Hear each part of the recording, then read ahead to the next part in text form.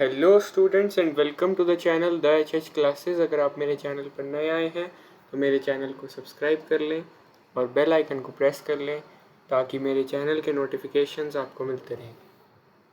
तो आज हम शुरू करने वाले हैं चैप्टर नंबर 5 क्लास 6 का, what books and burials tell us. तो इस चैप्टर को हम दो पार्ट्स में करेंगे। पहले पार्ट में हम 5 टॉपिक्स को कवर करेंगे और बाकी के बचे हुए 5 टॉपिक्स को हम सेकेंड पार्ट में करेंगे। तो सबसे पहला टॉपिक हम शुरू करते हैं, one of the oldest books in the world. तो आपने वेदास के बारे में सुना होगा, कहीं पे नाम सुने होगा वेदास। तो हमारे पास 4 तरह के वेदास हैं जिनके बारे में हम पढ़ते हैं। उसमें से सबसे पहले है ऋग्वेद, फिर समावेद, फिर यजुर्वेद और फिर अथर्ववेद। तो सबसे जो पुराना वेद है वो है ऋग्वेद और ये करीब करीब 3500 साल पहले बन चुका है का मतलब इसको लिखा जा चुका है। और जो ऋग्वेद है इसमें 1000 से भी ज़्यादा हिम्स हैं, मतलब कि सॉन्ग्स या फिर पोएटिक जो डिवाइसेस कह सकते हैं उसमें लिखे हुए हैं, जिनको सुक्ता या वेल सेड भी कहा जाता है। ये जो हिम्स हैं ये गॉड्स और गॉडेसेस की प्रेज में लिखे जाते थे और ये ऋग्वेद में रिकॉर्ड कर लिए गए हैं। जो 3 मेन गॉड्स यहाँ पर इम्पॉर्टेंट गॉड्स बताए गए हैं वो हैं अग्नि, the God of fire, Indra, a warrior God, and Soma, a plant from which A special drink was prepared. तो ये सारे गॉड्स को इम्पॉर्टेंट बताया गया है इसमें। जो हिम्स होते थे वो सेजेस कंपोज करते थे। सेजेस कौन होते थे? ऋषि मुनि जो होते थे वो हिम्स को कंपोज किया करते थे। और आगे जब भी सेजेस वर्ड आएगा तो उसका मतलब होगा ऋषि। जो प्रीस्ट्स होते थे वो स्टूडेंट्स को बताया करते थे, इन्हें रिसाइट करो, इन्हें मेमोराइज करो, सब वर्ड को, सेंटेंस को बिल्कुल एक वर्ड बाय वर्ड इनको ग्रेट केयर के साथ इनको याद करो और इन्हें रिसाइट किया करो। मोस्ट ऑफ द हिम्स का मतलब मंत्र है, यहाँ पर मंत्र की तरह होते थे ये, बिल्कुल हैं अभी भी। तो most of the hymns were compose taught by learn and learn by man. तो मोस्ट ऑफ द हिम्स होते थे वो मैन बनाते थे, कुछ जो हिम्स थी वो विमेन भी बनाया करती थी, लिखा करती थी। ऋग्वेद जो लिखा गया है वो बहुत ही पुरानी वाली संस्कृत में, यानी कि वैदिक संस्कृत में लिखा हुआ है। ये जो आप अभी संस्कृत पढ़ते हो अपनी क्लासेस में एक्स्ट्रा एक लैंग्वेज के लिए, वो वाली संस्कृत अलग है और जो वैदिक संस्कृत, जो पुरानी संस्कृत थी, वो अलग है। अब ये था हमारा फर्स्ट टॉपिक। अब चलते हैं हम सेकंड टॉपिक पे, जो कि है how historians study the Rigveda. मतलब कि ऋग्वेद को हिस्टोरियंस कैसे स्टडी करते हैं। हिस्टोरियंस कौन होते हैं? हिस्टोरियंस वो लोग होते हैं जो हिस्ट्री की चीज़ों को स्टडी करते हैं और उनके ऊपर कुछ कंक्लूजन्स निकालते हैं कि हिस्ट्री में क्या क्या चीज़ें होती थी, कैसे होती थी, कौन उनको बनाता था, कौन कहाँ रखता था उसको। तो ये कौन होते हैं? आर्कियोलॉजिस्ट होते हैं, हिस्टोरियंस। तो ये इन चीज़ों के बारे में ढूंढते हैं, पास्ट के बारे में, मटेरियल रिमेन्स के बारे में तो देखते ही देखते हैं, मतलब कि जो चीज़ें इनको मिलती हैं वो तो ये ढूंढते ही हैं। साथ ही साथ ये जो रिटन सोर्सेज है जैसे कि वेद हैं, पुराण है, उनको भी ये पढ़ते हैं और समझने की कोशिश करते हैं कि पहले लोग कैसे रहते थे और क्या क्या करते थे। तो अब हम ये देखते हैं कि ऋग्वेद को ये कैसे स्टडी करते थे। अब यहाँ पे एक वो दिया हुआ है, संवाद दिया हुआ है, कम्युनिकेशन दिया हुआ है।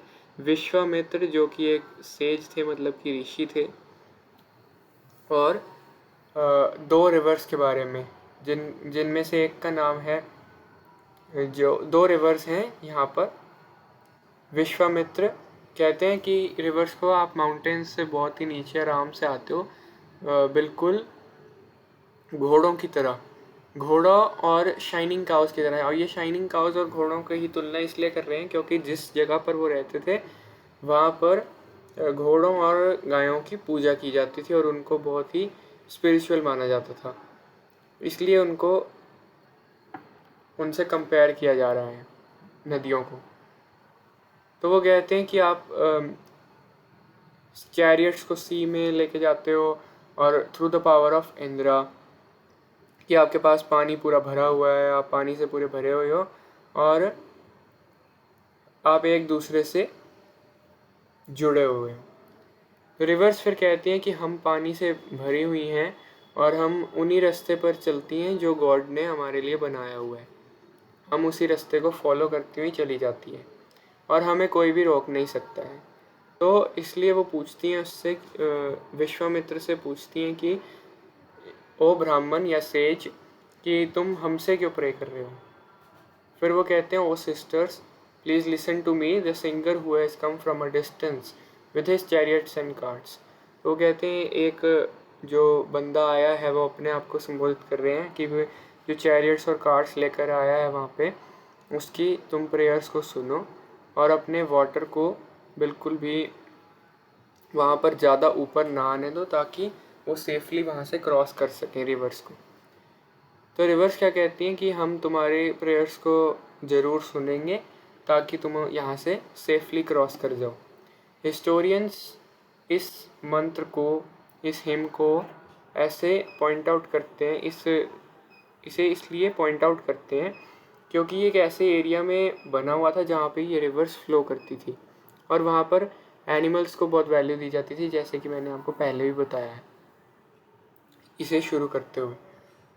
इसलिए रिवर्स को इन हॉर्सेस और काउस से कंपेयर किया गया है। अब चलते हैं हम आगे, जो कि हमारा next topic cattle, horses and chariots. तो ऋग्वेद में बहुत सारी जो प्रेयर्स हैं वो कैटल के लिए हैं, चिल्ड्रन के लिए हैं, खासकर बॉयज़ के लिए, सन्स के लिए, और हॉर्सेस के लिए। तो हॉर्सेस को योग किया जाता था चैरियट्स के लिए, मतलब कि उनको चैरियट्स के तौर पर यूज़ किया जाता था जिनको बैटल्स में यूज़ करते थे, और कैटल को कैप्चर करने के लिए यूज़ करते थे। बैटल किस लिए होते थे? लैंड कैप्चर करने के लिए होते थे, या फिर कभी कभार वो पैस्चर को कैप्चर करने के लिए होते थे, या फिर हार्डी क्रॉप्स को उगाने के लिए यूज़ किया जाता था उनको। बैटल वहाँ पर हो जाते थे कि कौन सा लैंड किसको बिलोंग करता है। कई बार लोगों को कैप्चर करने के लिए भी बैटल होते थे कि कौन से लोग किसके गुलाम बनेंगे और किस देश में रहेंगे या फिर किस स्टेट में रहेंगे। जो कुछ वेल्थ का पार्ट होता था वो लीडर्स जो यूज़ करते थे वो प्रीस्ट्स को दे देते थे और कुछ वो लोगों में बांट दिया करते थे। कुछ वेल्थ को कैसे यूज़ किया जाता था? यज्ञ या फिर सेक्रीफाइस को परफॉर्म करने के लिए, जैसे कि उसमें फायर में किया जाता है। और ये सारे जो सेक्रीफाइसेस होते थे ये गॉड्स और गॉडेसेस के लिए ही होते थे। इसमें कुछ ऑफरिंग्स होती थी जैसे कि घी, ग्रेन, और सम केसेस में एनिमल्स भी। घी, ग्रेन वगैरह तो हम कुछ हवन में भी वैसे देखा करते हैं अभी भी। Most man took part in these Wars, बहुत ज़्यादा इसमें मैन ही होते थे, वेमेन बहुत कम पार्ट लेती थी वॉर्स में। तो बहुत कोई रेगुलर आर्मी नहीं होती थी, पर बहुत बड़े बड़े असेंबलीज होती थी जहाँ पे लोग मिलते थे और वॉर और पीस के मैटर्स को डिस्कस किया करते थे। वो लीडर्स को चूज़ भी करते थे जैसे कि अभी हम करते हैं, जो कि ब्रेव और स्किलफुल वॉरियर्स होते थे, ताकि वो अपने देश को, अपनी प्रजा को बचा सकें या अपने राज्य को बचा सकें। अब नेक्स्ट टॉपिक है वर्ड्स टू डिस्क्राइब पीपल, कि लोगों को डिस्क्राइब करने के लिए कौन से वर्ड्स को यूज़ किया जाता था। मेनली जो ऋग्वेद में है वो दो टाइप्स के वर्ड्स हैं, एक तो ब्राह्मण्स और एक राजास।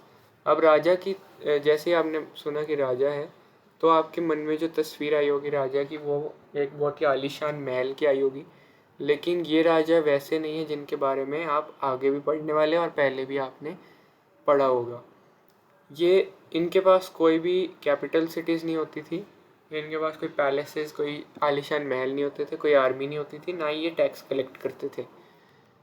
तो ये राजा बहुत ही अलग होते थे, और ये इनके जो बेटे होते थे ये इन राजाओं के शासन को बिल्कुल भी एकदम ऑटोमेटिकली सक्सीड नहीं कर पाते थे।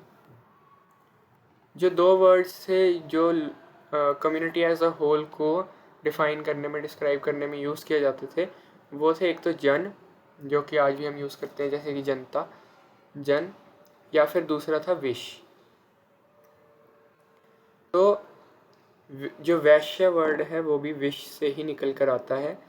सेवरल विश और jan are mentioned by name, so we find reference to Puru jan और विश, द भारत जन और विश, द युदु जन और विश।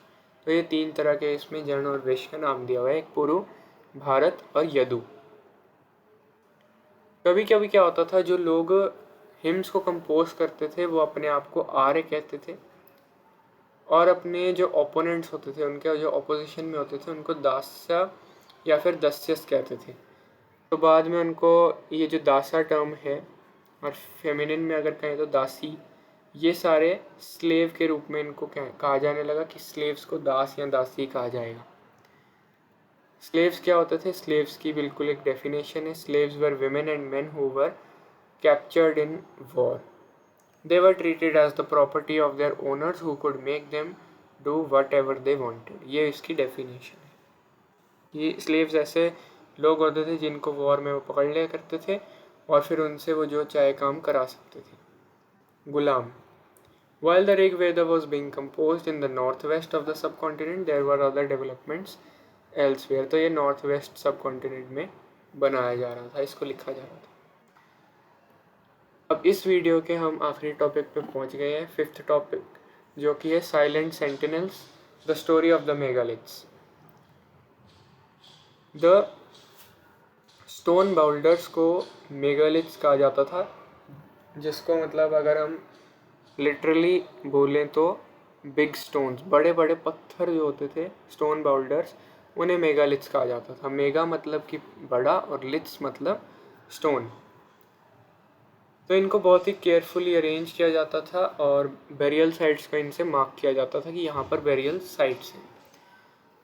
मेगालिथ्स बनाने की जो प्रक्रिया है, प्रैक्टिस है, करीब 3000 साल पहले शुरू हो गई थी, और ये डेक्कन ट्रैप में और साउथ इंडिया में, नॉर्थ ईस्ट में और कश्मीर में बहुत ज़्यादा प्रेवलेंट थी, मतलब कि बहुत ज़्यादा वहाँ पर की जाती थी।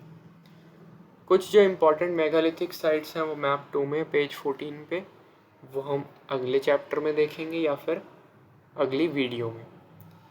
तो कुछ जो मेगालिथ्स हैं वो सरफेस पे भी दिखते थे और कुछ बेरियल्स के नीचे दिखते थे। नीचे से बिल्कुल उनकी सिर्फ निशानियाँ ही दिखती थी, जिससे कुछ अंदाज़ा लगाया जाता था कि यहाँ पर बेरियल्स हो सकते हैं। ये सारे जो बेरियल्स होते थे इनके कुछ मेन फीचर्स होते थे। ये क्वेश्चन भी होता है कई बार कि उनके फीचर्स क्या होते थे। तो डेड को बरी कर दिया जाता, the dead were buried with distinctive pots which are called black and red ware. तो जो डेड होते थे उनको बरी कर दिया जाता था डिस्टिंक्टिव पॉट्स के साथ, जिनमें जो ब्लैक या फिर रेड वेयर उनको कहा जाता था। और क्या चीज़ें वहाँ पर मिलती थी, जैसे कि टूल्स, वेपन्स, आयरन और स्केलेटन्स मिलते थे हॉर्सेस के, हॉर्स की इक्विपमेंट मिलती थी, स्टोन और गोल्ड के ऑर्नामेंट्स मिलते थे। ये सारे थे फीचर्स बेरियल्स के, जो कॉमन फीचर्स थे। अब हम नेक्स्ट वीडियो में इसके आगे के 5 टॉपिक्स को कवर करके इस चैप्टर को भी फिनिश कर देंगे। और ये था पार्ट 1। सेकेंड वीडियो में, पार्ट 2 में इस चैप्टर को हम फिनिश कर देंगे। Till then, thank you, goodbye, and please subscribe my channel.